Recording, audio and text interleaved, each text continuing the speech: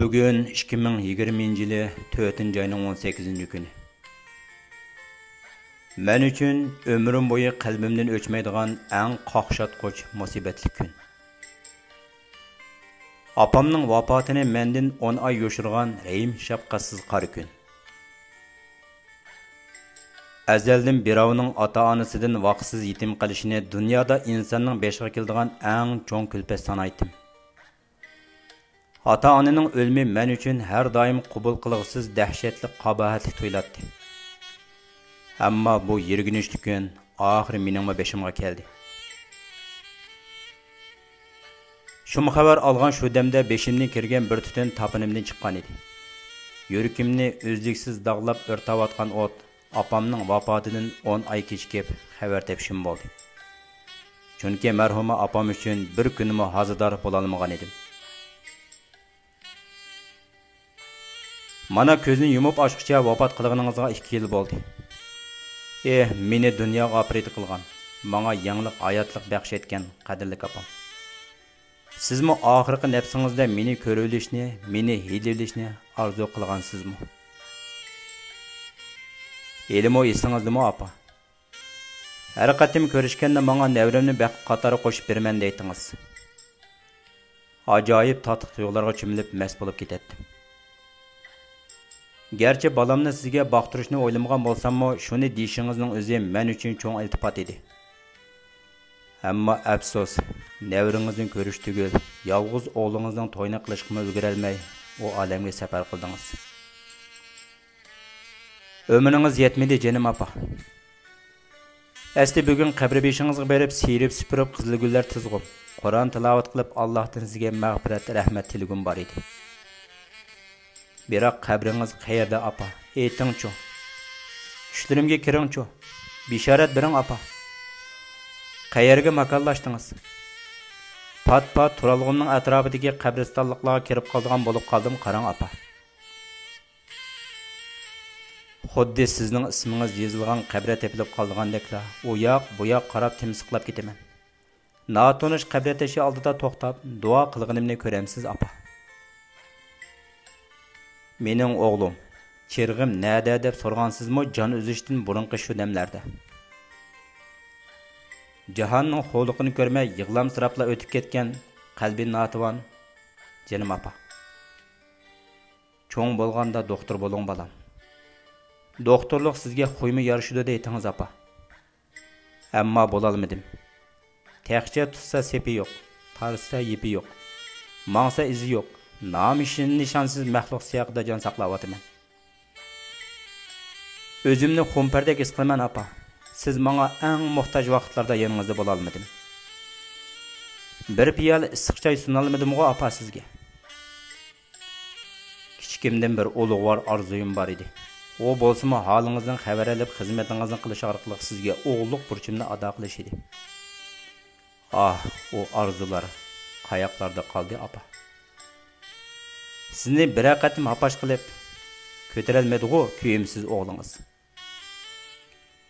Bilamsiz apa, doim kichik vaqtimdagi shu uyimizni, meni bag'ishlarga aparganlaringizni, meni papilab arkilatganlaringizni tushayman. Mehringizdan mahrum qolgan 5 yoshimdan toki quramimga yetguncha ko'zimdan yosh qurmagan edi apa. Yig'lamgan kunim bak oz edi. Kay tarsa dadam bizni ko'rishtirmaydi. Naganda kelib meni ko'rib, xiroyatimni berib ketadingiz. Bir-birimizga eslashib, yig'lashib ketdik jinim apa. Boshlang'uchning 3-yilligidagi vaqtim.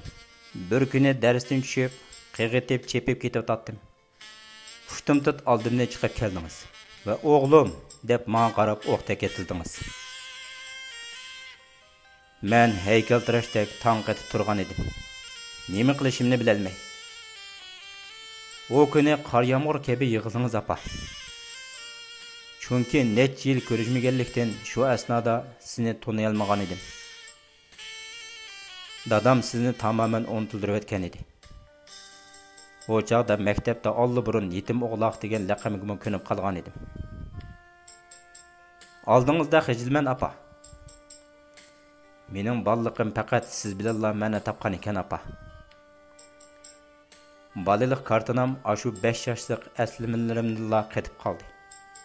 Keyincha pat-pat ko'rishib turdigan bo'ldik, apa.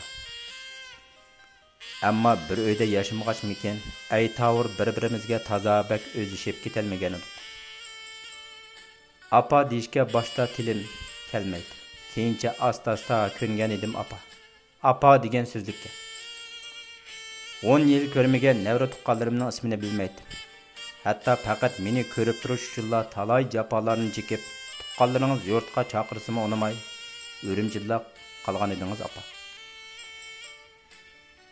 Ash-pash degucha necha yil o'tib ketdi. Men oliy maktabda o'qish uchun Ishkirga ketdim. Pat-pat telpilishib turardik. Oradan uzun o'tmay g'oyamni amalga oshirish uchun chet elga yo'l oldim. 2015-yili vatanga qaytganimda dadamning qarshi turg'iniga qaramay sizni yo'qlab Aqsuga bordim, apa.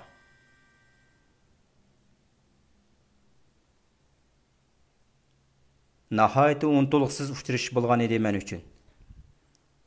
Uzundan uzunga sirdashdik, dardlashdik. Sayohat qildik. Urug' tuqqanlarni birga ziyorat qildik. Navrakamning to'yda sahnaga chiqib naqsh aytgan chig'imda hang-tang qolgan edingiz, apa. To'yda birlikda rasmlarga tushdik. Nihoyatda xushal edik ikkalamiz. Xo'shlashgan kuni yig'ilishib ayrılmay qolgan edik. Xuddi oxirgi ko'rishimiz bo'larini bilgandekla. Ichim nimaga o'rtindi bilamsiz, apa? Men sizni bir qatim söymen deyilmaganligim uchun o'rtinaman, apa. Qandoq jon o'zib ketganligingizni bilmayman, apa. Qandoq debni qilganingizni, qabringizning nadaligini bilmayman, apa. Oq balvog'ni bog'lab, oq salini yo'gab, sapning oldida jinozingizni mo'rdab ko'tirib, ma'lumdim-ku. Qabringizga bir ketmen topa tashlayolmadim-ku, jinim, apa. Jahonda hammadan Uyg'ur bo'lmoq taskan, tatliq, apa. Hey. Ammo men yarmas emas, apa. Men degan sizning o'g'lingiz. Men hargiz xumpar naahlemasman. Shu qadar titik chaqqan timan sog'lom ayol edingiz, qandoq bo'lib vafotingiz bek lavaqsiz bo'ldi, sevimli, apa. Meyli öz ecilingiz bilen tükkan bolun, meyli Xitayning qonxo'r suiqasdi bilen jon üzgen bolun, sizning bemahal vafot bo'lishingizda, hayotingizning 50-yilga qadam qo'yolmasdan ketib qolishingizda, oxirgi qatim yuzingizni ko'rolmaslikimda, holingizdan xabar olmasligimda eng cho'ng javobgar rahmitsiz iblis, qotil Xitoy. Sizning o'lim xabaringizni topshirilgan kundan e'tiboran zolim Xitoyga qarshi yadro bombaga aylandim. Qatil terrorchi Xitoyga qarshi yana bir talva kuchanda dunyoga keldi. Jenim tinimnida bo'ladi ekan, qon qisosingizni olmay qo'ymayman, apa. Sizga o'xshash millionlagan onalarimning mendek ota-onasiz urug' tuqqanlardan, do'st birodarlardan, hayotidagi jimi qadr-qimmatlardan ayrilgan qarindoshlarimning antini elish yo'lida inshaalloh adoqcha bo'shashmay kurash qilaman. Apa, menga ishining. Xitoyning yumuq ko'zga qo'limni tiqib turib, "Ey nomussiz Xitoy. Ey qotil Xitoy. Sen degan bir iblis Xitoy. Alvasti to'ng'iz Xitoy" deb hisob so'raydigan, xun to'latadigan, intiqom oladigan jur'at yurak menda bor, apa. Men bir qatim o'lib bo'ldim, apa. Endi menda bori millatning jini. Qo'rqaman, apa. Kunlarning birida Xitoyga bo'lgan g'azab nafratimning bo'shab qolishidan qo'rqaman. Qalbimning yarasiga na ot beshidek oltin, na mol dunyo, na amal mansab orttira olmaydi, apa. Faqat intiqomimla qalbimni avundira oladi. Men cho'qim ovozlarning ovozi, tilsizlarning tili, barcha mazlum Uyg'urning guvohchisi bo'lib xalqimizning unsiz nidolarini dunyoga jakarlayman, janim, apa. Rahimlik, shafqatlik ve apuchan Allah'tan sizge mağfiret, rahmet tileymen. Allah sizge cennetin o'rin bergey. Farishlarni hamroh qilib bergey. Menden razı bolun, bağrım, apa. Dada, sizgimi ikki og'iz so'zim bor. Men yo'limni belgilab bo'ldim dada. Endi meni to'sima. Tinimga singan nonni yeb g'amsiz yurolmayman. Elime uzun sukut qildim. Endi yetar. Vijdon so'tim tarafidan tuzkur atılib qilishdan qo'rqaman. Xitoy sizni bergan yo'lda emas, Alloh amr qilgan yo'lda ketyapman. Hech qachon sizning yerga qartadigan, vijdonimga muxolif keladigan ish qilmadim, ham qilmayman dada. Siz tarbiya qilgandek, siz kutgandek, millat uchun jon ko'ydiradigan, siz orzulagandek, vatan uchun jon beradigan odam bo'lishga tirishyotaman. Siz menga o'qitgan iz, o'yg'ongan zimin, izdinish, chala tekkan o'q, ana yurt qatorliq nodir kitoblarning turtkisida mushundoq yetildim. Faqat vatan xalqim ozod bo'lsa, juldur kepellik yalang oyoq tilamchi bo'lib ketsam, men rozi.